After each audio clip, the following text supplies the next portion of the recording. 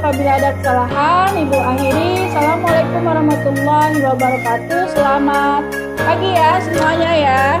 Salam Bapak Bu. Selamat pagi. Terima kasih Bu. Oke baik. Assalamualaikum warahmatullahi wabarakatuh. Waalaikumsalam warahmatullahi wabarakatuh. Selamat pagi ya. Hari ini kita akan barangkali sudah ada yang kenal atau yang baru yang mengenal Ibu. Kita di pertemuan pertama ini kita akan introduction dulu ya. Jadi perkenalan dulu. Kemudian Ibu akan mengenalkan diri, kemudian kalian mengenalkan diri satu persatu. Nah, Ibu akan menjelaskan soal RPS dulu ya. Nah, kemudian nanti akan Ibu jelaskan soal tugas ya, tugas apa saja, komponen apa saja yang harus kalian temui untuk memenuhi indikator penilaian akhir nanti ya. Nah, kemudian nanti kalau waktunya masih tersedia, Ibu akan menjelaskan soal pertemuan pertama kita ya terkait dengan sejarah dari perjanjian internasional ya. Ibu perkenalkan diri Ibu dulu ya. Ini nama Ibu Sitiara Putri, kemudian Ibu dosen M3K ya. Ibu sebenarnya sudah ada pengalaman mengajar ya sebelumnya di tahun 2020, kemudian Ibu melamar di Fakultas Hukum di tahun 2023 dan diterima menjadi dosen M3K. Nah, kemudian tentunya ya ada istilah ya bahwa kalau kita tidak kenal maka kita tidak sayang dan kita tidak tahu ya siapa diri kita masing-masing.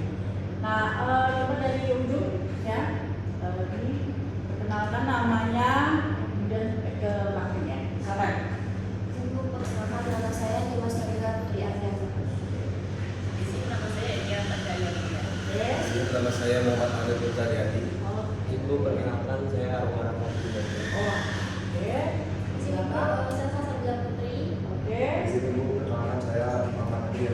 Oh, iya ya. Oke, salam kenal ya. Mudah-mudahan 16 pertemuan ke depan ya tim licin ya hari ini kita bisa sharing ya terkait dengan perjanjian internasional. Nah, jadi ada kata yang mengatakan koalas are even more lazy than cats ya. Jadi ini adalah sebuah pepatah ya dari sahabat kita seperti koala ya yang sangat malas untuk bergerak. Pertama ini ya akan menjelaskan terkait dengan ya. Jadi yang pertama adalah hari tepat waktu. Ini sudah tepat waktu semua ya di hari pertama ini. Kemudian wajib fokus sama perhatian materi yang disampaikan dosen. Kemudian memberikan informasi. Nah, jadi kita ketahui bahwa dalam penilaian itu ada 6 komponen ya. Ada tugas, ada kuis, ada UTS, ada UAS, ya, ada project dan yang terakhir adalah ada yang namanya penilaian presensi. Dan sesi ini akan menentukan nilai kalian di akhir. Jadi tidak hanya nilai UTS, ya, project maupun tugas atau UAS ya. Nah, sehingga diminta kepada kalian untuk memberikan informasi ya bila tidak ada langsung meninggalkan kelas ya. Nah, ini merupakan rencana ya pembelajaran semester. Ada deskripsi capaian pembelajaran, capaian mata kuliah. Nah, ini adalah deskripsi mata kuliah. Ibu minta Arun ya, silakan dibacakan Arun. Ibu membacakan. Mata kuliah Hukum Perjanjian Internasional adalah mata kuliah yang dapat ditempuh oleh mahasiswa dengan prasyarat mahasiswa telah menyelesaikan MK prasyarat untuk mengambil jurusan HI. Mata kuliah ini harus diambil oleh mahasiswa PK Hukum Internasional. Kegiatan perkuliahan dilakukan melalui tatap muka di kelas. Nah, kemudian ini adalah capaian ya pelajaran luar prodi, kemudian ini capaian mata kuliahnya.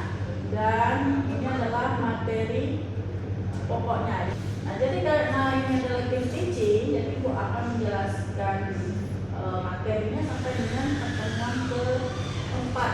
Nah, tapi seterusnya akan dibagi lagi ya ke dosen berikutnya. Nah, kemudian untuk tugas ya, tugasnya Ibu case based learning ya. Nah, kemudian metode penilaiannya akan ditentukan oleh dosen pengatur. Oke, baik, ini tadi ya penjelasan terkait dengan sedikit ya opening mata kuliah perjanjian, kemudian ada LPS tadi, kemudian tugas. Sampai di sini ada pertanyaan? Ya, silakan Arul. Materi yang harus dijelaskan di videonya nanti terkait apa ya? Oh, oke. Jadi belum Ibu sampaikan ya. Topiknya akan Ibu berikan ke masing-masing dan kalian silakan cari kasus yang fenomenal, viral, tapi tentunya koridornya adalah hukum perjanjian internasional. Jadi kalian cari kasus, kemudian kalian bahas ya di situ bagaimana isu hukumnya di situ, bagaimana permasalahannya, kemudian metode atau teori apa yang kalian gunakan, dan akhirnya kalian bisa menyampaikan hasil analisisnya seperti apa. Gitu.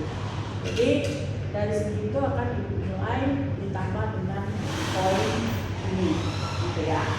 Oke, jadi terkait dengan sejarah perkembangan ya, hukum perjanjian internasional dan konvensi Wina, ya, hukum perjanjian internasional, fakultas hukum yang dibuat oleh itu sendiri. Nah, jadi Ibu membagi hukum perjanjian internasional ini dalam 3 fase atau dimensi waktu ya, fase itu maksudnya. Nah, yang pertama adalah kedaulatan klasik bilateral yang mana berawal dari abad ke-14 di Mesir dan Siprus ya, sampai dengan perjanjian Westphalia. Nah, jadi fase pertama sebelum 14 Masehi tadi ya, Ibu akan menjelaskan di abad 5 sebelum Masehi. Jadi pada abad 5 sebelum Masehi ini dikenal dengan seorang yang bernama Herodotus, father of history, bapak sejarah, memperkenalkan short history of international law. Jadi sejarah singkat tentang international law yang dinamakan Silent Pedi. Nah, cara yang digunakan oleh bangsa Karthagian ini dalam melakukan transaksi tadi atau perjanjian ya, atau perdagangan ini, ternyata mereka ya setelah menaruh ya peti-peti ini yang berisi makanan, pakaian dan lain sebagainya, itu memberikan sinyal berupa asap ya, jadi mengumpulkan asap, tidak dia berada di pinggiran tepi pulau dan mereka ada di perahu kapal ya, kapal. Nah, kemudian mereka memberikan sinyal, jadi di dekat pulau ini kepulan asap. Pulau asap sebagai tanda bahwa mereka mau melakukan transaksi ini, mau melakukan trading atau perdagangan ini. Nah, di mana letak silentnya? Letak silentnya adalah mereka tidak berbicara ya, atau secara visual tidak berbicara untuk melakukan perdagangan ini, tetapi menggunakan asap tadi sebagai sinyal kami ingin melakukan transaksi perdagangan. Nah, kemudian tadi ada juga ya terkait dengan perjanjian Westphalia, itu dikenal pada masa periode modern ya. Nah, kalau media seperti itu gimana? Menurut salah satu kira-kira? Kalau misalnya adalah itu, jadi kalau meskipun konvensi Wina itu sudah disusun ketika dokumen itu masih didominasi, yang dimana itu dalam bentuk tertulis, tapi juga ini telah diinterpretasikan secara lebih luas lagi sehingga mencakup instrumen digital yang seperti mention tadi, seperti email, WhatsApp dan sebagainya. Nah, penggunaan media digital tersebut juga harus tetap memenuhi unsur utama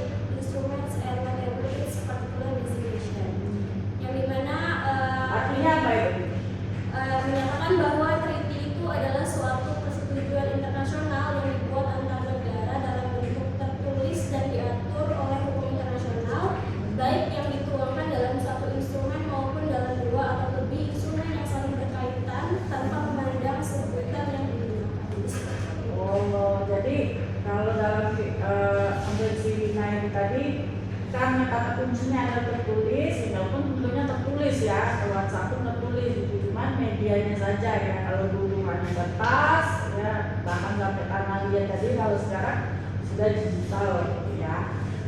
Nah, status hukumnya menjadi seperti lawmaking treaty. Lawmaking treaty ya.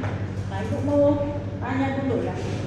Jadi dalam hukum perjanjian internasional ini ada yang disebutnya lawmaking treaty dan treaty contract. Coba ibu tanya ke siapa ini? Nimas ya, oke. Nimas, ibu mau tanya ya. Sini ada lawmaking treaty dan treaty contract. Ada bedanya nggak sih? Lawmaking treaty itu sampai akhir maksudnya? Ada nggak? Iya. Apa kira-kira? Untuk lawmaking treaty sendiri itu perjanjian internasional yang membentuk aturan hukum umum dan berlaku untuk banyak negara. Contohnya itu konvensi hukum laut. Kalau treaty contract sendiri itu perjanjian internasional yang hanya mengikat negara-negara yang membuatnya. Contohnya itu perjanjian batas wilayah. Oh, jadi lawmaking treaty itu hukum membuat perjanjian, gitu ya. Jadi konvensi Wina itu menjadi hukum membuat suatu perjanjian. Jadi ada kriterianya. Kalau mau membuat perjanjian harus A, B, C, D. Dasar hukumnya harus ini itu dan lain sebagainya. Contohnya seperti apa tadi? Contohnya yang lawmaking treaty itu konvensi hukum laut. Konvensi UNCLOS ya. UNCLOS ya. Jadi kalau treaty contract itu perjanjian yang negara tertentu saja ya, Mas ya. Jadi negara tertentu saja. Kalau lawmaking treaty sini semua negara harus tunduk kepada. Kemudian, nah, ibu akan jelaskan sedikit ya, karena kita 2 SKS ya, yang internasional, supaya kalian juga bisa mengulik sendiri ya. Nanti minggu depan kita diskusikan lagi ya. Jadi sistem hukum nasional Indonesia ya, kebiasaan internasional, customary law, konvensi Wina dan hukum nasional itu di intinya. Karena kita sudah sampai ke materi terakhir ya. Sampai di sini ada pertanyaan tentang konvensi Wina. Gimana? Iya ya? Terima kasih Bu atas kesempatannya. Jadi sebenarnya pertanyaan Adrian itu agak di luar konteks tapi bersinggungan dengan apa yang kita pada hari ini. Dari Pakar Sosufanda yang ada di sejarah hukum perjanjian internasional. Nah, jadi seperti yang kita tahu konteksnya pada saat ini negara tetangga kita yaitu Thailand dan Kamboja sedang mengalami konflik bersenjata, konflik perbatasan. Dan Thailand dan Kamboja itu juga telah menerima putusan ICJ di tahun 1962 terkait kuil yang mereka perlukan atau batasan dari negara mereka. Dan kedua negara juga telah beberapa kali mencapai kesepakatan penyelesaian sengketanya. Jadi kalau misalnya memang ya konflik ini unik ya, karena ini soal tempat beribadah ya, kuil itu di antara dua negara yang saling bersinggungan ya. Nah kembali lagi ya, itu ya di boleh akhirnya lihat ya di artikel 26 itu bahwa kalau suatu perjanjian ya yang sudah mengikat harus dilaksanakan mau tidak mau.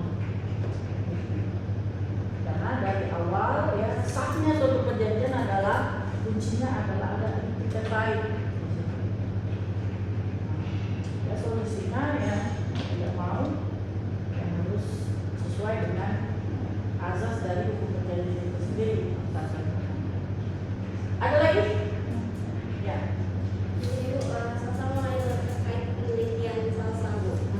Jadi penelitian salsa ini membahas mengenai urgensi ratifikasi konvensi DAC 1993 guna mencegah pemalsuan identitas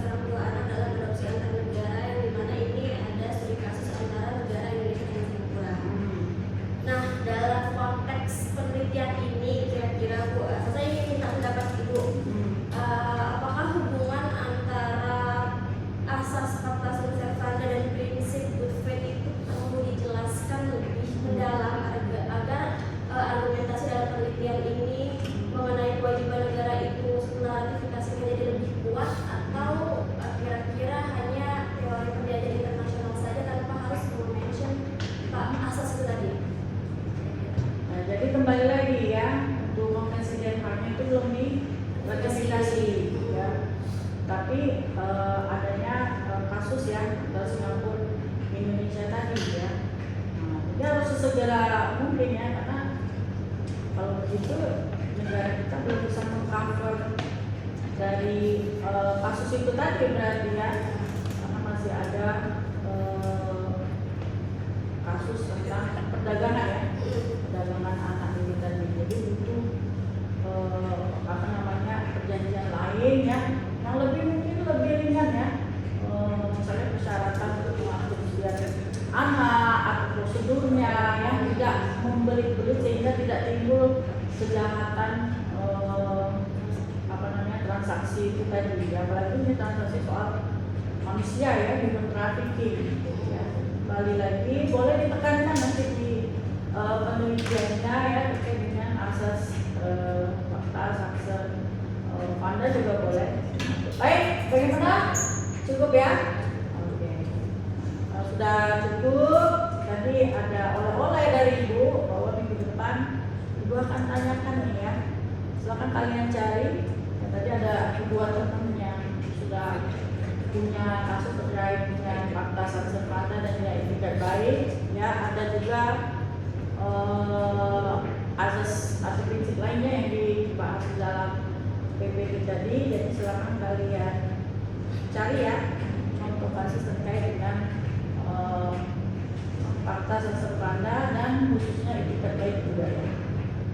Itu saja untuk teman kita hari ini. Terima kasih sudah bergabung ya. Mudah-mudahan apa yang kita sampaikan itu nantinya menjadi ilmu yang bermanfaat ya. Dan juga untuk materi minggu depan silakan pelajari ya. Nanti kita akan diskusi lagi. Assalamualaikum warahmatullahi wabarakatuh.